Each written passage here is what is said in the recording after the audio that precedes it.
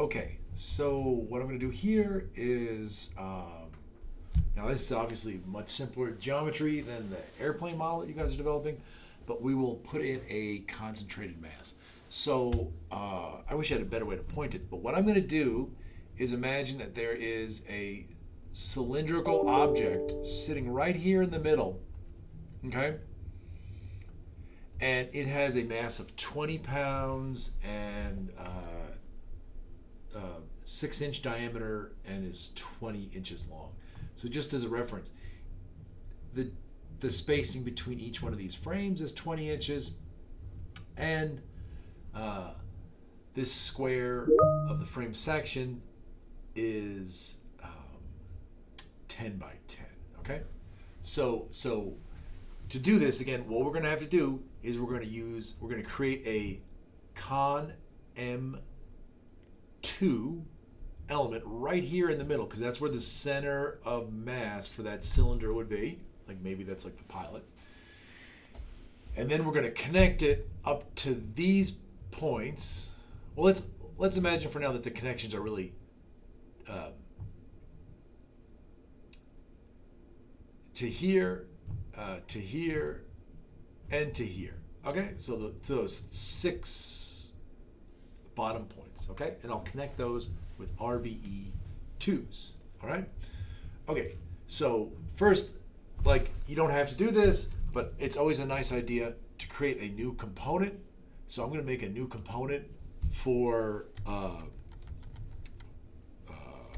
point masses. We'll just call it masses. All right, and so that'll just help me organize a little bit. So there you can see it's there.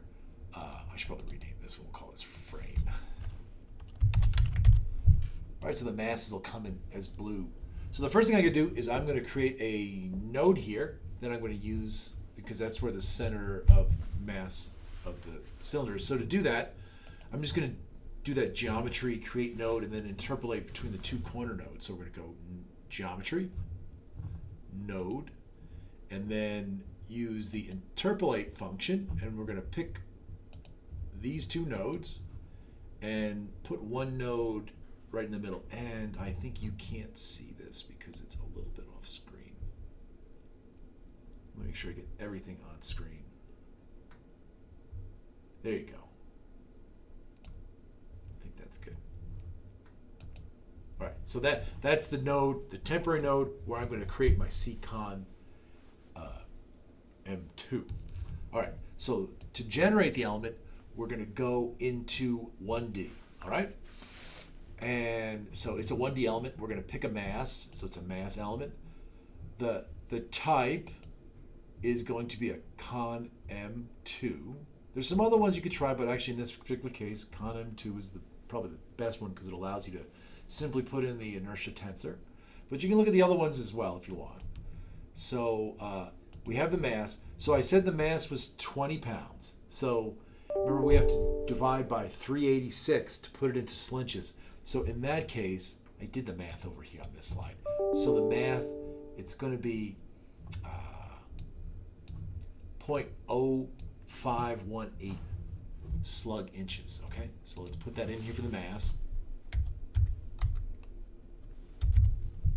Did I get that right? I always guess 581. My dyslexia is kicking in again.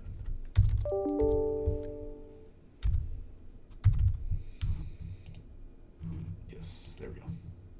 All right, so we're going to create it. And now you'll see, oh, no nodes. Oh, I didn't select the nodes.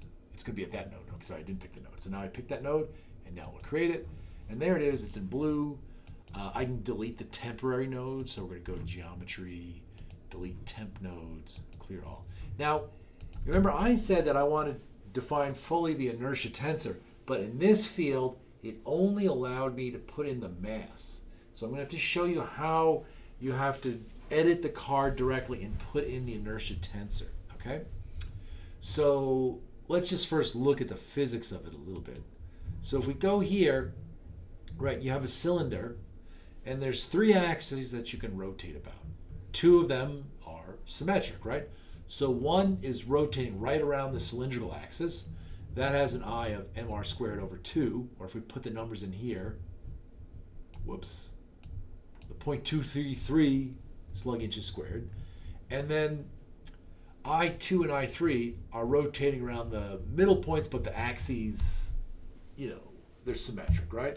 And that one is 1/4 mr squared plus 1/12 ml squared. And so that turns out to be 1.84, okay?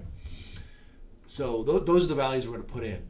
I1 is 0.233, and I2 and I3 are those, okay? Now, let's be a little careful on this. Let me just write down the numbers.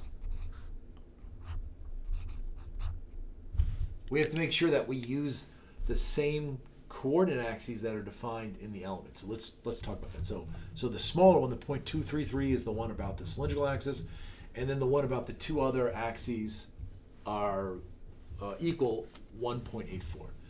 All right.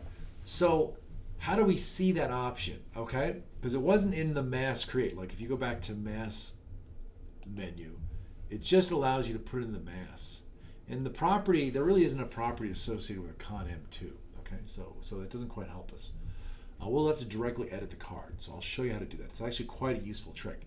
The other thing is we can define the system, the coordinate system, oriented. So like which is the I1 direction, which is the I2 direction, which is the I3 direction. But I'm just going to use the global coordinate system. So actually the cylindrical axis, so in this case actually, because this is the z-axis, it's going to be I3, that's the 0.233. And then I1 and I2 are about the global x and y, and that's going to be the 1.84. Does that make sense? So I'm going to use this coordinate system. So the cylindrical axis, the I for about the cylindrical rotation, is going to be the I3 corresponding to z. And the two that are symmetric are x and y, 1 and 2. All right? Okay. All right, so let's edit it, right? So the way we do that is actually we directly edit the card. It's kind of a useful trick. Sometimes there's an icon here. It seems to have disappeared in my version, okay? Maybe it's on yours, and it looks like a little bit like a punch card, if you even know what that looks like. They probably dropped it because it is so old.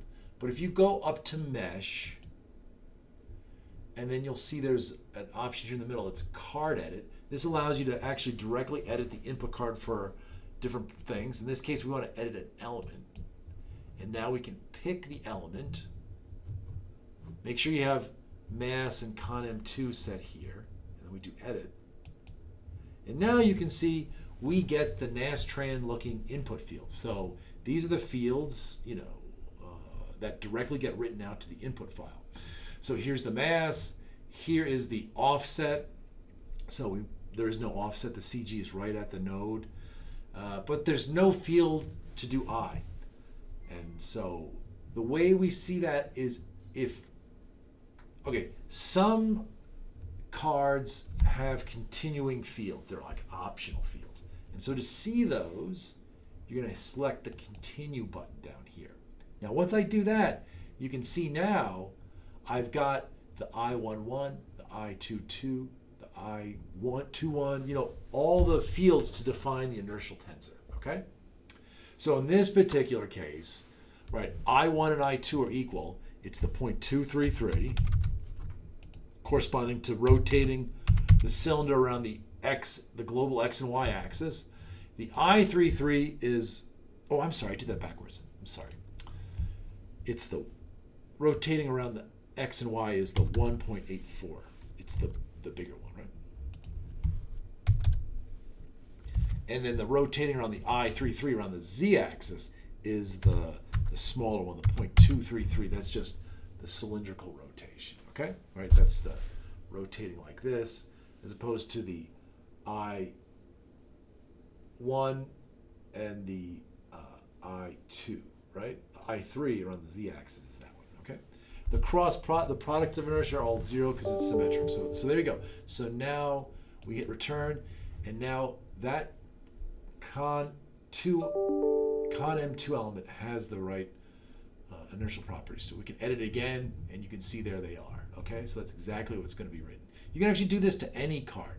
If you want to see the card for one of these C bar elements that I made, you can directly change this to bar 2, the type is a C bar, and then I can pick this element. Let's not pick this one.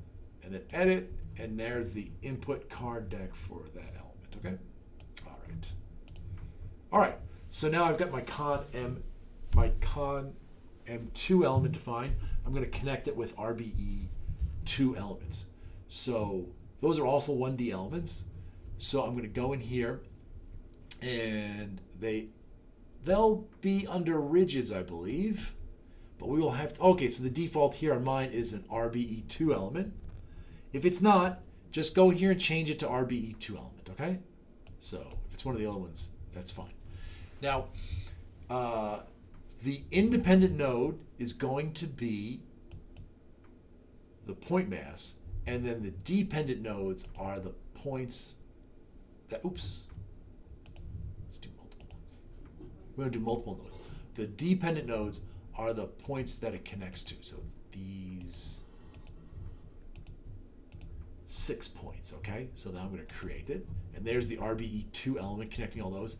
It's constraining all 6 degrees of freedom, so even the rotational ones. If it's like a pin joint, you might want to release the rotational ones, but for here we'll just do that. That's up to you. And there you go. So now we've got the concentrated mass and the constraints to the frame, and now you're ready to go and do a modal analysis or an inertial relief analysis or a G analysis, okay? So I'm going to stop here on that.